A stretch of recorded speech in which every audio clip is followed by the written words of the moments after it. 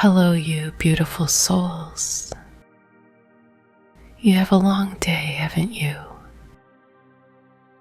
Tonight, I'd like to invite you into a world that feels old and gentle, where Japanese fairy tales are told like ocean waves, like a quiet breeze passing through paper doors.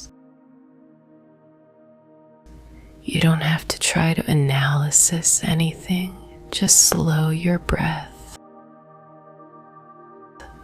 and let the words drift by like cherry blossoms floating in the night air. And if your eyes begin to feel heavy, you can fall asleep right there.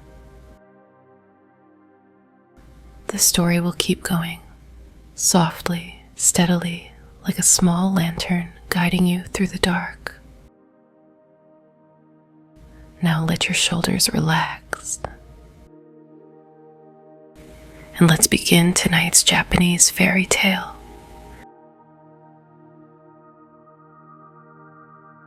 The Adventures of Kintaro, the Golden Boy. Long, long ago, there lived in Kyoto a brave soldier named Kintoki. Now he fell in love with a beautiful lady and married her. Not long after this, through the malice of some of his friends, he fell into disgrace at court and was dismissed. This misfortune so preyed upon his mind that he did not long survive his dismissal. He died, leaving behind him his beautiful young wife to face the world alone.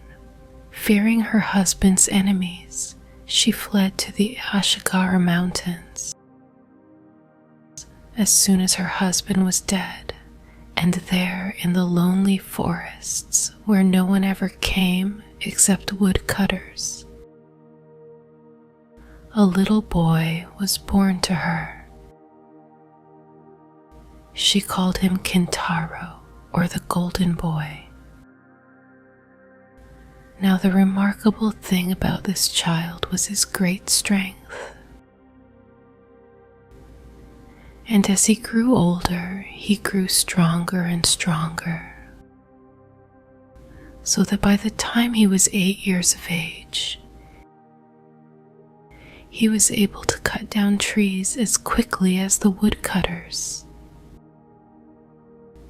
Then his mother gave him a large axe, and he used to go out in the forest and help the woodcutters, who called him Wonder Child, and his mother the Old Nurse of the Mountains, for they did not know her high rank. Another favorite pastime of Kintaro's was to smash up rocks and stones. You can imagine how strong he was. Quite unlike other boys, Kintaro grew up all alone in the mountain wilds. And as he had no companions, he made friends with all the animals and learned to understand them and to speak their strange talk. By degrees, they all grew quite tame and looked upon Kintaro as their master, and he used them as his servants and messengers. But his special retainers were the bear, the deer, the monkey, and the hare. The bear often brought her cubs for Kintaro to romp with, and when she came to take them home, Kintaro would get on her back and have a ride to her cave. He was very fond of the deer too, and would often put his arms round the creature's neck to to show that its long horns did not frighten him. Great was the fun they all had together, one day as usual. Kintaro went up into the mountains, followed by the bear, the deer, the monkey, and the hare. After walking for some time uphill and down dale and over rough roads, they suddenly came out upon a wide and grassy plain covered with pretty wild flowers. Here, indeed, was a nice place where they could all have a good romp together. The deer rubbed his horns against a tree for pleasure. The monkey scratched his back, the hare smoothed his long ears, and the bear gave a grunt of satisfaction. Kintaro said, "Here is a place for a good game.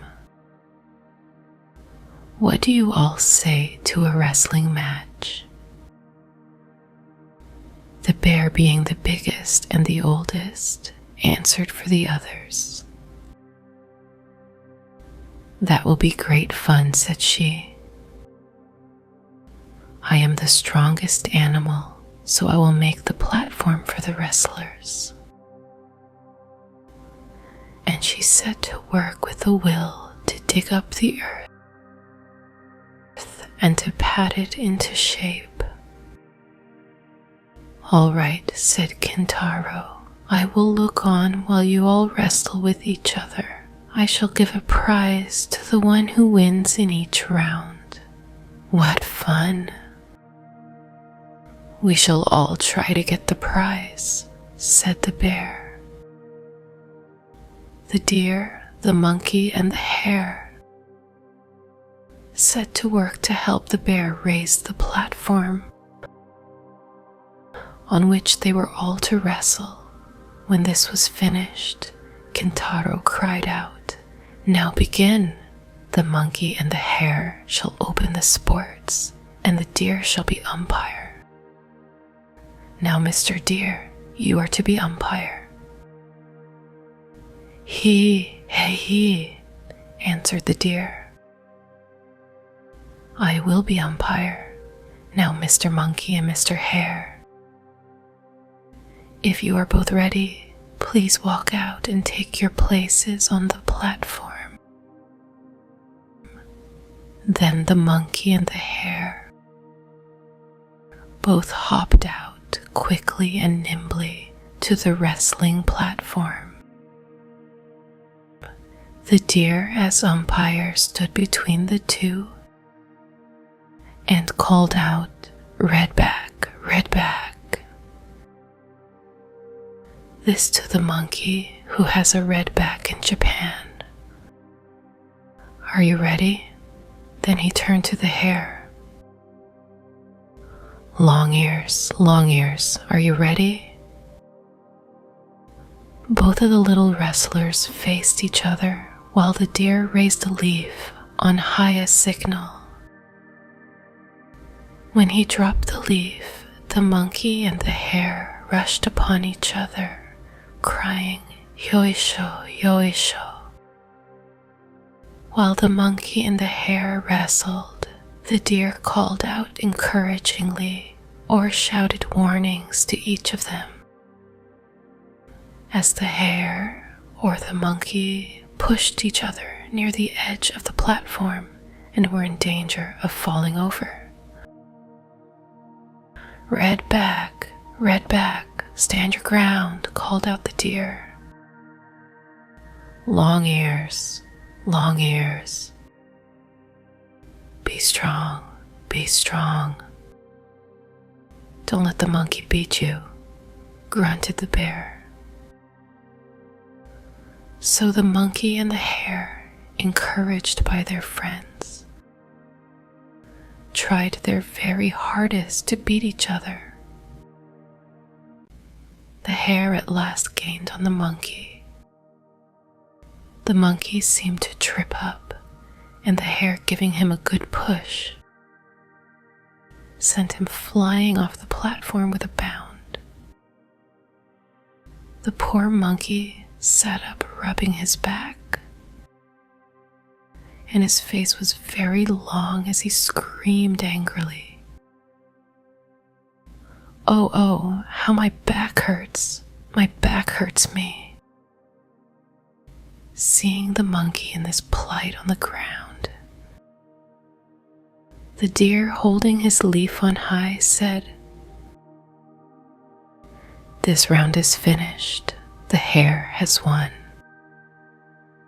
Kintaro then opened his luncheon box and, taking out a rice dumpling, gave it to the hare, saying, "Here is your prize, and you have earned it well." Now the monkey got up looking very cross, and as they say in Japan, his stomach stood up, for he felt that he had not been fairly beaten. So he said to Kintaro and the others who were standing by, "I have not been fairly beaten. My foot slipped and I tumbled. Please give me another chance and let the hare wrestle with me for another round." Then Kintaro consenting, the hare and the monkey began to wrestle again. Now, as everyone knows, the monkey is a cunning animal by nature, and he made up his mind to get the best of the hare, this time if it were possible. To do this, he thought that the best and surest way would be to get hold of the hare's long ear. This he soon managed to do. The hare was quite thrown off his guard by the pain of having his long ear pulled so hard, and the monkey, seizing his opportunity at last, caught hold of one of the hare's legs and sent him sprawling in the middle of the dais. The monkey was now the victor and received a rice dumpling from Kintaro, which pleased him so much that he quite forgot his sore back. The deer now came up and asked the hare if he felt ready for another round, and if so, whether he would try a round with him. And the hare consenting, they both stood up to wrestle. The bear came forward as umpire, the deer with the long horns and the hare with the long ears. It must have been an amusing sight to those who watched this queer match. Suddenly, the deer went down on one of his knees, and the bear with the leaf on high declared him beaten. In this way, sometimes the one, sometimes the other, conquering, the little party amused themselves till they were tired. At last Kintaro got up and said, "This is enough for today. What a nice place we have found for wrestling. Let us come again tomorrow. Now we will all go home. Come along." So saying, Kintaro led the way while the animals followed. After walking some little distance, they came out on the banks of a river flowing through a valley. Kintaro and his 4 furry friends stood and looked about for some means of crossing. Bridge there was none. The river rushed dawn on its way.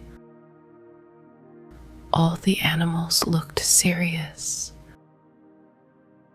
wondering how they could cross the stream and get home that evening. Kintaro, however, said, "Wait a moment. I will make a good bridge for you all in a few minutes." The bear, the deer, the monkey, and the hare looked at him to see what he would do now. Kintaro went from one tree to another that grew along the river bank. At last he stopped in front of a very large tree that was growing at the water's edge. He took hold of the trunk and pulled it with all his might, once, twice, thrice. At the third pull, so great was Kintaro's strength that the roots gave way, and Mary, crash, crash, over fell the tree, forming an excellent bridge across the stream. "There," said Kintaro, "what do you think of my bridge? It is quite safe, so follow me." And he stepped across first. The four animals followed. Never had they seen anyone so strong before. And they all exclaimed, "How strong he is! How strong he is!" While all this was going on by the river, a woodcutter, who happened to be standing on a rock overlooking the stream, had seen all that passed beneath him. He watched with great surprise Kintaro and his animal companions. He rubbed his eyes to be sure that he was not dreaming when he saw this boy pull over a tree by the roots and throw it across the stream to form a bridge. The woodcutter, for such he seemed to be by his dress, marveled at all he saw and said to himself, "This is no ordinary child. Whose son can he be? I will find out before this day is done." He hastened after the strange party and crossed the bridge behind them. Kintaro knew nothing of all this, and little guessed that he was being followed. On reaching the other side of the river, he and the animals separated, they to their lairs in the woods, and he to his mother, who was waiting for him. As soon as he entered the cottage, which stood like a matchbox in the heart of the pine woods, he went to greet his mother, saying, "Oka-san, mother, here I am." "O Kimbo," said his mother with a bright smile. Glad to see her boy home safe after the long day. "How late you are today. I feared that something had happened to you.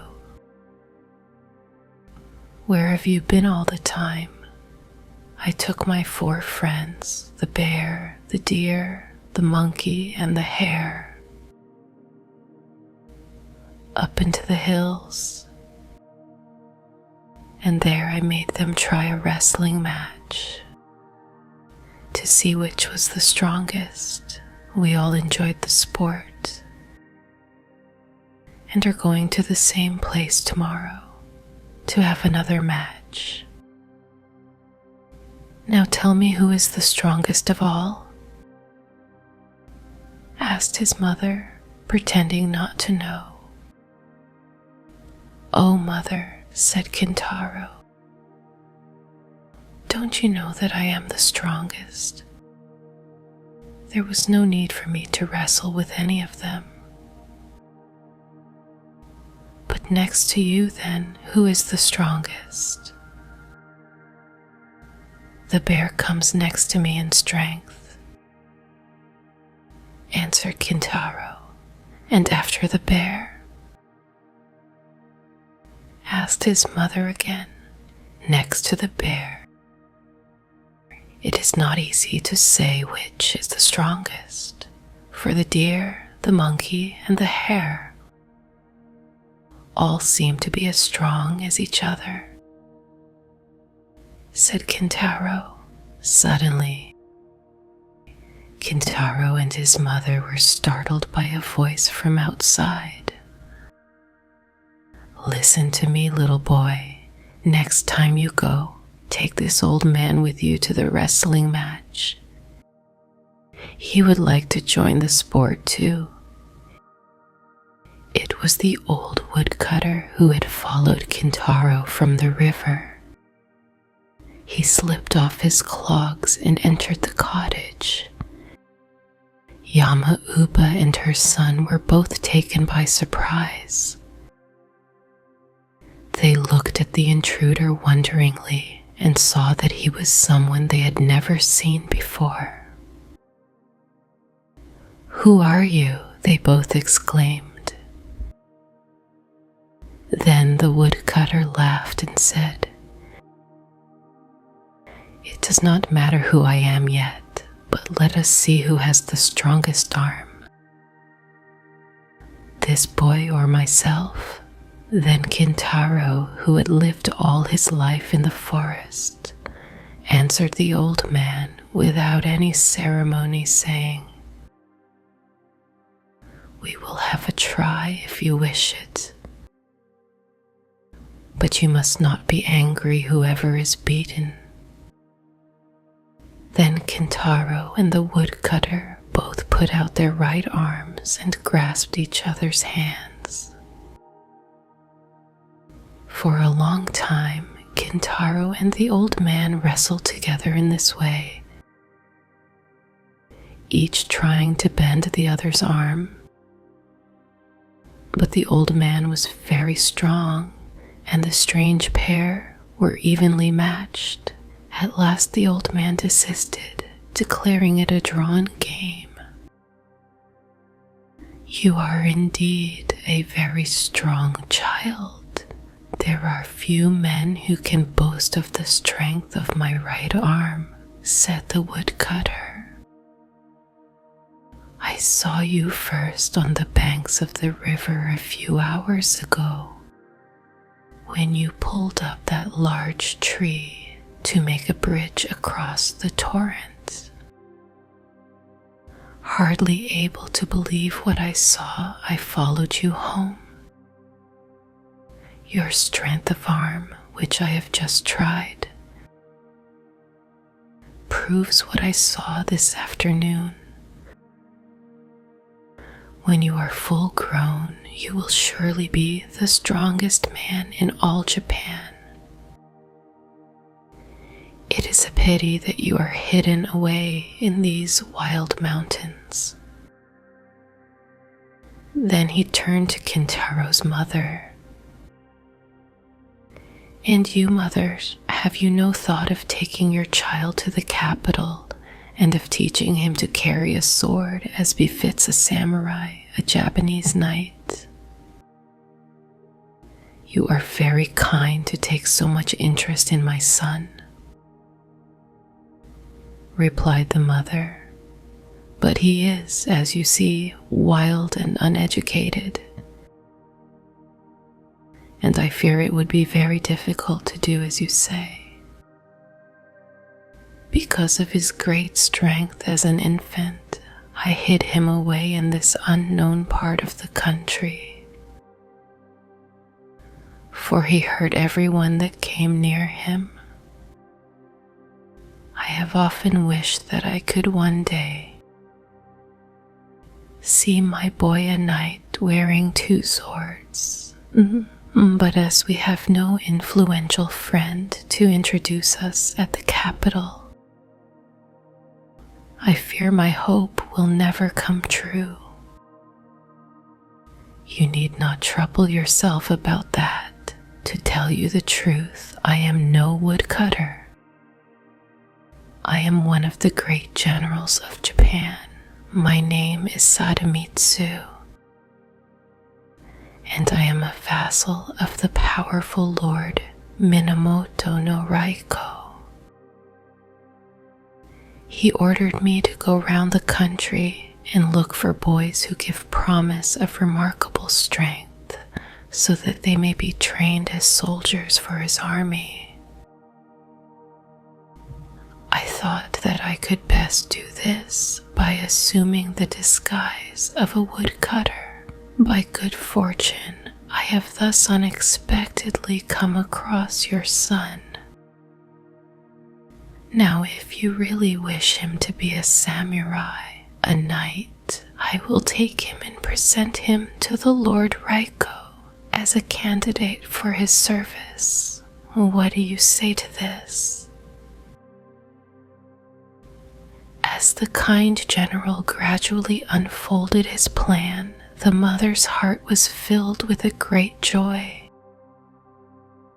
She saw that here was a wonderful chance of the one wish of her life being fulfilled, that of seeing Kintaro, a samurai.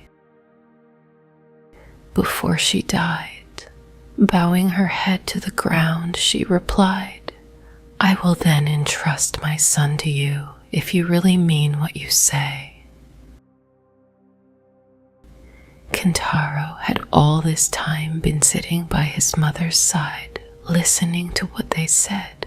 When his mother finished speaking, he exclaimed, "Oh joy, joy! I am to go with the general, and one day I shall be a samurai." Thus Kintaro's fate was settled, and the general decided to start for the capital at once, taking Kintaro with him. It need hardly be said that Yamauba was sad at parting with her boy, for he was all that was left to her. But she hid her grief with a strong face, as they say in Japan. She knew that it was for her boy's good that he should leave her now, and she must not discourage him just as he was setting out. Kintaro promised never to forget her and said that as soon as he was a knight, wearing 2 swords, he would build her a home and take care of her in her old age. All the animals, those he had tamed to serve him, the bear, the deer, the monkey, and the hare, as soon as they found out that he was going away, came to ask if they might attend him as usual. When they learned that he was going away for good, they followed him to the foot of the mountain to see him off. "Kimbo," said his mother, "mind and be a good boy." "Mr. Kintaro," said the faithful animals, "we wish you good health on your travels." Then they all climbed a tree to see the last of him, and from that height they watched him and his shadow gradually grow smaller and smaller, till he was lost to sight. The General Sadamitsu went on his way, rejoicing at having so unexpectedly found such a prodigy as Kintaro.